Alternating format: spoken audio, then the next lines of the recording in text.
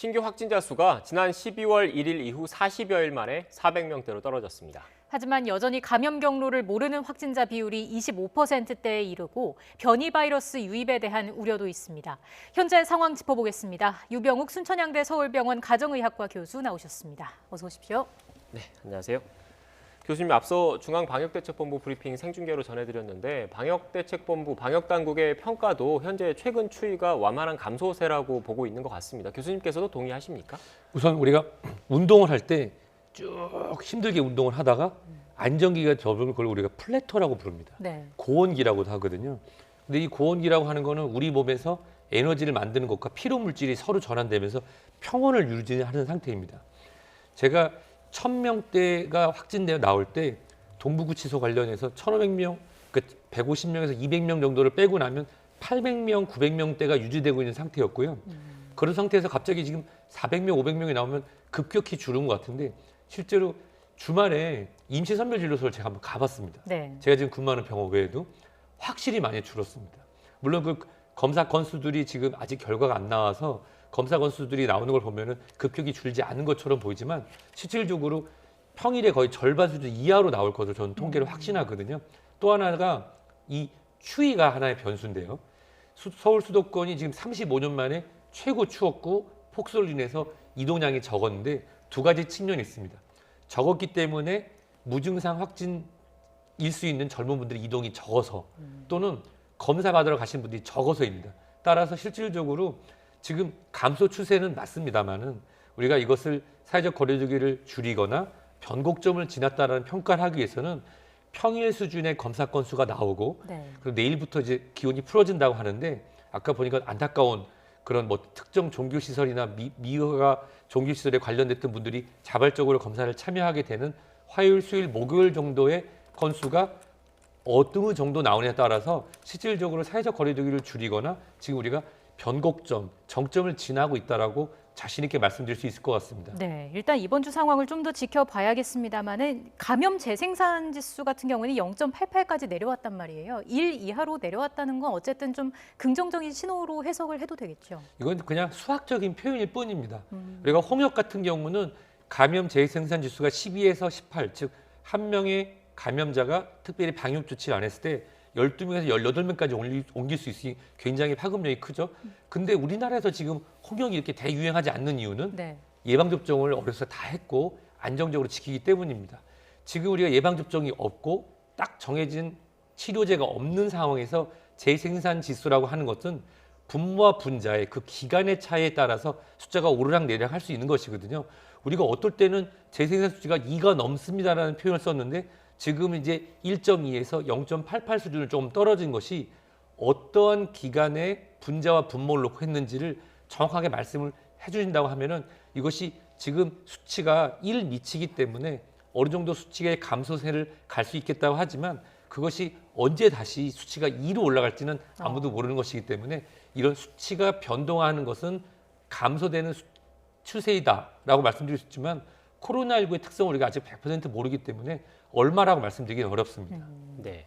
지금 말씀하신 걸 좀 들어보면 숫자 자체가 줄어들긴 했는데 이 날씨가 워낙 춥고 하다 보니까 아무래도 검사를 받으러 나오시는 분들의 전체적인 검사 건수가 줄어서 좀 더 추이를 지켜봐야 한다는 말씀이시잖아요. 그런데 그 임시 선별 검사소 같은 경우에는 이 정상 운영 곧 되지 않습니까? 어떻습니까? 네, 임시선별진료소 같은 경우는 지난주 수요일부터 단축을 들어갔고요. 주말 같은 경우는 오전 11시부터 오후 3시까지 물론 그 시간이 많은 분들이 찾아주는 시간이었긴 하지만 주말 동안에는 단축 운영도 아주 짧게 됐습니다.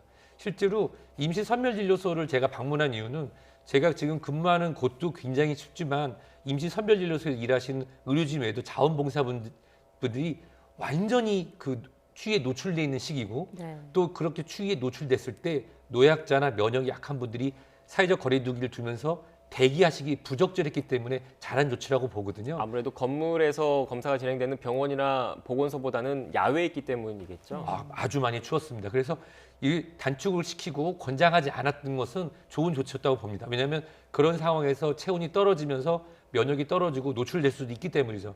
내일부터 이제 기온이 회복된다고 하니까 지난주 수, 목, 금 그리고 주말 사이에 좀 미뤘던 발걸음을 다시 활기차게 나가서 임시선별진료소 등을 활용해서 검사를 하시기를 부탁드리겠습니다. 네, 그 거리두기 단계가 조정이 되더라도 임시검사소의 역할이 좀 입증이 된 만큼 이 부분도 계속해서 좀 유지를 해야 한다고 보시는지요? 그렇습니다. 이는 서울시에서 또 경기도 등에서 지행됐던 무기명 2020년 5월 이태원발로 확산됐을 때 무기명을 했을 때 정말 많은 분들이 편하게 검사를 하면서 연결고리를 끊지 않았습니까? 임시선별진료소에서 일하는 의료진뿐만 아니라 많은 자원봉사, 관련된 공무원분들 도움이 없었으면 불가능했을 거라 생각하는데요. 2,900여 명의 확진자가 나왔다는 것은 그 효과가 아주 적극적일 수 있다고 저는 볼 수 있습니다. 따라서 물론 그 근무 시간은 좀 탄력적으로 변동을 할 수 있겠지만 이게 무기명이라든지 아니면 멀리 찾아가거나 병원에 가기 좀 꺼림직한 무증상자분들이 좀 더 쉬운 곳에서 검사를 하실 수 있었기 때문에 지속적으로 운영돼야 된다고 저는 생각합니다. 네. 그리고 거리두기 관련된 이야기도 해봐야 될 것 같은데 오는 17일까지 기존의 거리두기가 연장됐지 않습니까? 수도권 같은 경우에는 2.5단계, 비수도권은 2단계인데 앞서 방역대책본부가 이 거리두기 단계 조정을 얘기를 하면서 언급했던 수치가 있습니다. 하루 평균 확진자가 400명에서 500명 수준인데 오늘 0시 기준 그러니까 어제 기준으로는 400명대로 줄긴 줄었잖아요. 이런 추세가 조금 더 유지가 된다면 거리두기 단계가 완화될 가능성도 있다고 봐야 될까요? 우리가 경계해야 되는 건 익숙함입니다. 1,000명을 들으니까 그게 우리나라 국민 5천만 명 대비해서 크게 숫자가 아니라고 하는데 우리가 다시 한번 예전에 사회적 거리두기를 5단계로 나눴을 때를 짚어보면요. 사회적 거리두기 2단계가 300명을 넘거나 전국적 유행을 하는 경우입니다. 실제로 우리가 지금 그럼 2.5단계에서 2단계로 내려갈 거로 생각하는데 실제로 1.5단계 같은 경우는 전국 평균 100명이거든요. 우리 지금 귀에는 1,000명이라는 숫자가 익숙해서 여기서 한 500명, 600명으로 내려가도 2.5단계에서 2단계로 내려가고 전국은 2단계에서 1.5단계로 내려갈 수 있겠다고 생각하지만 실질적으로 지금 현재 지역, 서울 수도권을 제외하고는 1.5단계에 근접할 정도로 줄은 지역도 있습니다. 네. 그건 맞는데요. 서울 수도권의 풍선 효과로 원주, 춘천, 천안, 아산 지역에서 확진자가 나오고 그곳에서 방역 지침을 지키지 않는 유흥시설이나 또는 다중이용시설이 있었다는 그런 얘기를 듣다 보면은 실질적으로 현재 우리가 2.5단계 플러스 알파를 시행하는 거에 있어서 그 알파에 대한 조정이 가겠지만 오늘부터 해서 다음 주 월요일까지의 수치가 정말 300명대 이하로 떨어진다고 하면은 17일 이후에 조정을 감안할 수 있을 거로 방역적 지침에서 우리가 정한 규칙이니까요. 네. 그렇게 고려가 가능할 것 같습니다. 그럼 특별 방역 대책인 전국 5인 이상 사적 모임 금지 이 부분은 어떻게 하는 게 좋을까요? 이거는 신의 한 수였다고 생각합니다. 실제로 사회적 거리두기 우리가 3단계라고 하는 걸 시행하게 되면 대외 신인도라든지 여러 가지 문제가 있을 다고 생각되는데 그 3단계가 10명 이상 모이지 마세요라는 거였거든요. 근데 2.5단계에서 3단계보다 더 강한 어떻게 보면 강력한 메시지가 우리가 일반 국민뿐만 아니라 사람이 모일 수 있는 곳에 전달됐다고 봅니다. 그렇기 때문에 이 5명이라고 하는 이런 상징적인 의미는 좀 정책적으로 조정이 가능해야 될 것 같긴 한데요.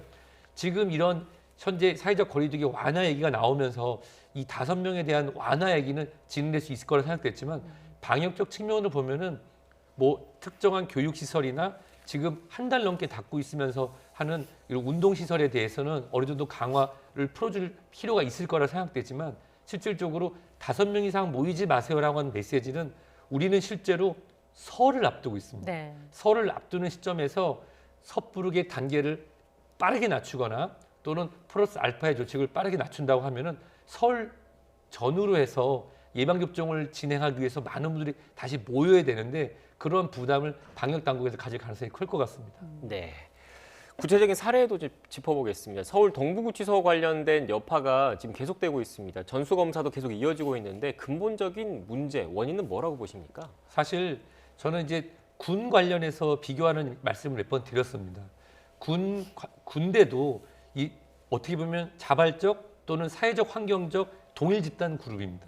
근데 우리가 군 관련해서 확진자가 발생했습니다는 얘기를 들었지만 이렇게 1,000명 넘게 한 부대 한 적에 나왔던 얘기는 들어보신 적이 없을 겁니다. 그 이유는 그럼에도 군이라고 하는 특수성에도 불구하고 투명한 그다음에 행정 절차 그리고 방역 지침을 정확하게 따랐기 때문이죠. 거기 남자 여자를 나누거나 다른 지역이 있다고 그래서 봐주거나 그런 게 없었습니다.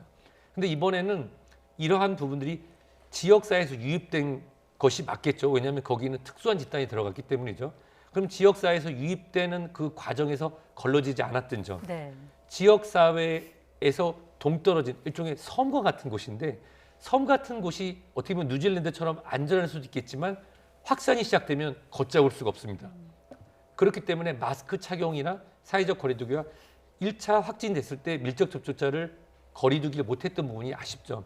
근데 지금은 이제 그런 것을 잘잘못을 따질 것이 아니라 앞으로 이런 교정시설이 진입되는 데 있어서 지역사회에서 교정시설을 일부 단기간 또는 장기간 들어가신 분이 있다고 하면은 마치 지금 영국이나 남아공에 들어오신 분들도 방역을 강화하는 것처럼 특정 기간 동안 그 안에서도 시간을 두고 관리하고 또 거기서 나오신 분들도 그냥 풀어주는 것이 아니라 특정한 기간 동안은 능동 감시 그리고 일주일 또는 2주일 지난 다음에는 다시 RT-PCR 검사를 해서 완전히 교정시설에서 나온 뿐만 아니라 방역적 측면에서도 안정성을 확인받는 것이 당분간은 필요할 것으로 생각됩니다. 예. 근데 검사 결과가 좀 오락가락해서 논란을 낳았던 부분도 있잖아요.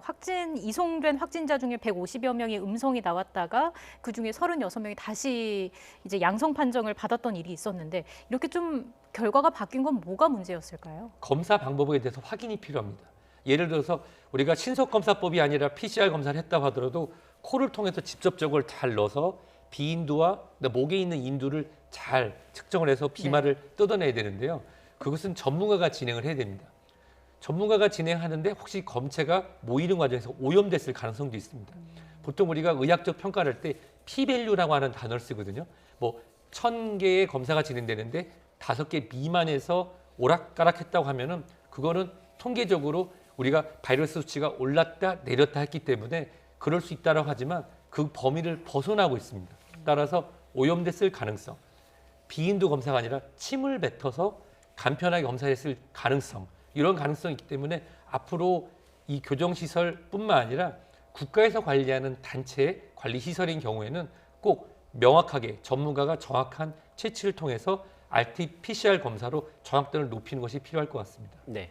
교수님, 그리고 마지막으로 이 변이 바이러스 관련된 이야기를 해봐야 될 것 같은데 앞서 방대본 브리핑에서도 변이 바이러스 관련해서 국내에서 유입이 확인된 게 영국 15건, 남아공 1건 등 해서 총 16건의 변이 바이러스가 확인이 됐다고 하더라고요. 국내에 유입된 걸로. 그런데 일본 같은 경우에는 영국과 남아공 변이 바이러스 외에 제3의 바이러스가 발견됐다 이런 소식도 들리던데 이렇게 변이 바이러스가 계속 새로운 변이 바이러스가 나올 수 있는 겁니까? 그럼요. 바이러스도 본인의 생존을 위해서 최선을 다하고 있습니다. 지금 이제 대구 경북 지역을 우리가 생각을 해보면 거기에 특정한 종교시설에서 나왔던 분들의 그룹을 나눠봤더니 V그룹이었습니다. 근데 지금 현재 V그룹은 거의 찾아볼 수가 없고 GH 그룹형이 가장 우세하거든요. 즉 진화한 겁니다. 바이러스는 이론적으로 특히 RNA 바이러스는 2주에 3주마다 변이를 일으킨다고 돼 있습니다. 그러면서 더 강력하고 사람의 친화적인 것은 살아남고 다른 지역으로 가는 거고 아니면 사라지겠죠. 브라질 지역뿐만 아니라 제가 지금 확인되는 것만 아프리카에서 나이지리아에서 보고된 것도 있고요. 그 외에도 각 지역별로 보고되고 있는 변이 바이러스는 많습니다. 다만 그것들이 실제로 전파력이 영국에서 확인되거나 남아공에서 확인된 것처럼 전파력이나 생존력이 강한지는 더 두고 봐야겠죠. 그래서 바이러스는 지속적으로 변이하고 제가 가장 기다리는 시나리오는 지속적으로 변이해서 변종이 돼서 전파력이 없어지는 마치 2003년에 사스 코로나 1, 지금 우리가 사스 코로나 2거든요. 변이와 변이를 기속해서 결국 자기가 도태되는 변종으로 사라지길 기다리고 있습니다. 네, 알겠습니다. 마지막으로 간략하게 이렇게 변이 바이러스가 계속 나오고 있는데 이러면 다음 달부터 우리나라도 백신 접종이 시작이 될 것으로 예상되고 있지 않습니까? 백신의 효과와 관련해서는 현재까지 파악된 바로는 크게 문제는 없는 거죠? 백신을 빠르게 준비한 호주나 뉴질랜드 같은 경우는 우리나라 식약처처럼 이 식품의약 안전처에서 신중하게 하고 있습니다. 무슨 얘기냐면 확보를 했대 예방접종은 빠르게 진행되고 특히 북반구에서 지금 급하게 진행되고 있지 않습니까? 안정성에 대한 부분과 변이 바이러스의 효과까지 지켜보고 하겠다는 입장인 거를 제가 확인하고 왔습니다. 호주의 식약처와 호주의 뉴질랜드 식약처, 즉 우리나라 같은 경우는 지금 도입이 좀 늦었던 부분이 있지만 어떻게 보면은 지금 다량으로 접종이 되는 곳에서의 유효성과 안정성을 어떻게 보면 반발짝 뒤에서 볼 수 있는 그런 기회가 됩니다. 뉴질랜드의 식약처에서 이런 글을 썼더라고요.